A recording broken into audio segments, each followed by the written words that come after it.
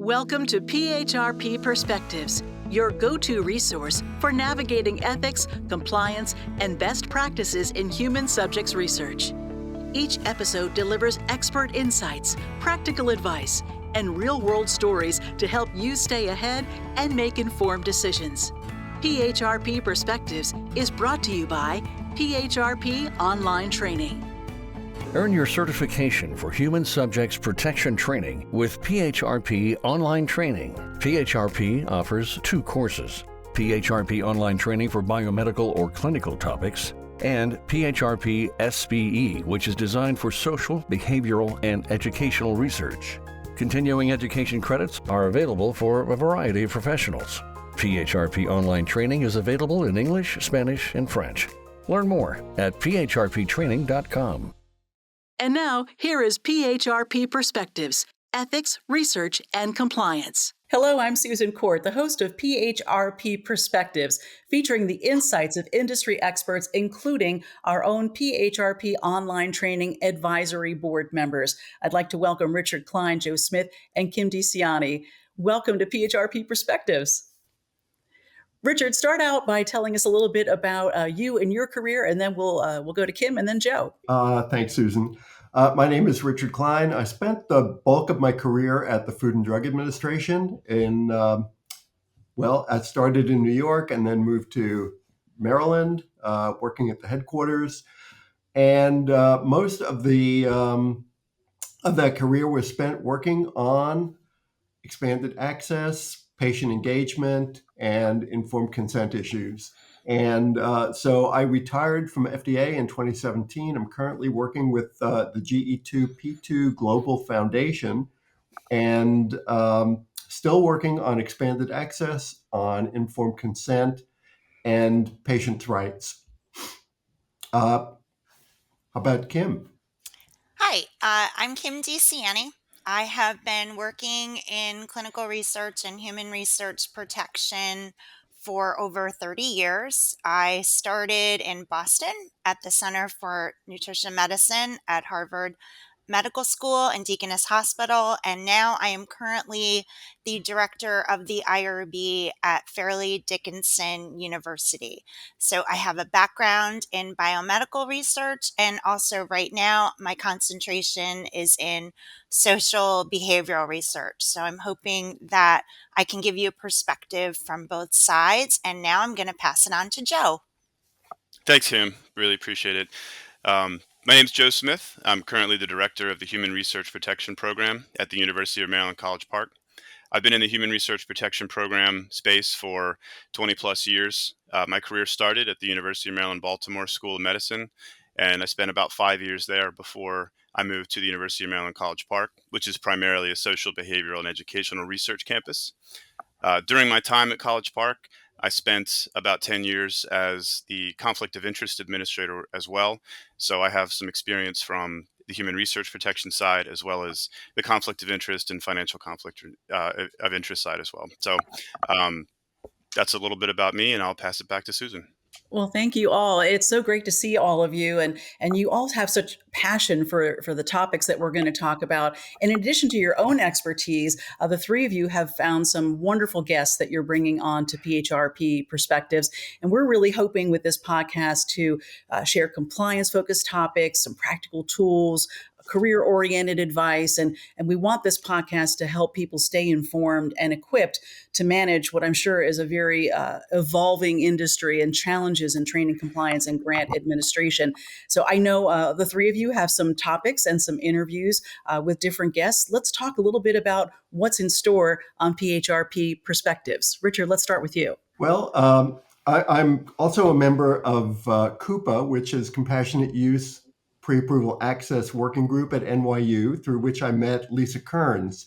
And Lisa Kearns is going to join me to talk about expanded access and the important role that IRBs play in expanded access. And Joe, you've got a couple of interviews coming up on PHRP Perspectives. What struck you as important topics for people to know about? Well, Susan, I'll say the topics that we chose were topics that we spent a lot of time on over the past couple of years, primarily because they were noted by AHRP during our last site visit. So the first one we focused on was community outreach, which can be a bit of a tricky topic depending on the setting of your institution. So it's could be a little bit different in a city setting where you have sort of direct access to the community versus a rural or suburban setting for an institution, which might be a little bit more challenging to find out who that population is that you need to get the message out to about participant protection. So Sam Martocci and I from our office, who is a uh, improvement and education specialist, her and I talk about community outreach quite a bit. And for our second topic, reliance agreements was an area of our office we had to overhaul quite a bit after our site visit, which uh, VD Rami, who's our reliance agreement specialist, and we both speak about that. And she's done an excellent job of refurbishing our reliance agreement process. And in my opinion, it's one of the most efficient programs that we've seen in working with other institutions as well. So hopefully everybody gets a little bit out of that. Yeah, and it sounds also like maybe one of the most underused programs too. So it's going to be great advice for people to listen to learn more. And Kim, what about you? So I had the pleasure of working with and talking to Christine Wallace, who is a regulatory advisor from Brown University, on the topic human subject research determinations, how institutions, IRBs, and investigators make those determinations, guidance that can be created to assist your investigators on how to make those determinations, and also the different perspectives, because it is an institutional interpretation and we have to interpret the regulations to see what we absolutely have to review and what we do not have to review. And we went over some guidance, we went over some examples, and we also talked about the difficult and the sometimes ambiguity of how you make the determinations, and it can be sometimes black and white and sometimes it can be gray, which can make it difficult for institutions, IRBs, to make those determinations and exactly how we need to do it. And that's just some of the topics, more to come, of course. But talk a little bit about why the three of you think it's so important to have resources like PHRP Perspectives, like the thought leadership articles that you write for PHRP online training. I would think it would be important for people who work in this space to have this information and be able to share experiences.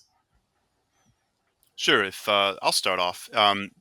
One of the things in my career so far that I found challenging is to find resources that really um, speak on a plain level about the topics that are either missing from a program, um, are have not yet been implemented by a program for one reason or another. And I don't want to speak for everyone else, but I'm sure that we've all experienced issues with resources in these types of offices. So anywhere you can sort of get a leg up or get a perspective from a different institution or a different person who has relevant expertise, it's so valuable and it saves a lot of time and trouble, and it helps to inform any sort of policies and procedures that you're hoping to implement in your home institution.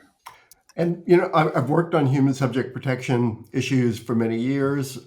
Worked on the original Common Rule.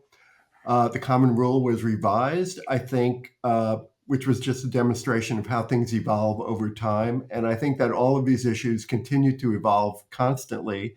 So it's very important for people who are in charge of or responsible for human subject protection to keep up with those evolutions and see how thinking is changing. Sometimes regulations change, and other times it's only interpretations that change. So very important to stay up and current on where things are. I completely agree with you both, Richard and Joe. Even when I first started in this industry a long time ago, I felt very alone because it was a very small group of people. And this is a very small field. I mean, practically everybody knows each other in human research protection, which is very cool, but it's also very scary, especially when you're new and incoming. You're an IRB chair that is being asked at a small institution to take on this responsibility to manage a board and manage a human research protection program, or you're a new investigator or resident that is taking on the role of leading the project for your principal investigator, and you're the one that has to, I always say this, deal with the IRB. And I'm hoping that dealing with the IRB becomes a relationship with the IRB. And that's what's really important, because I found in my work that when you work in compliance, it's really it's a team environment.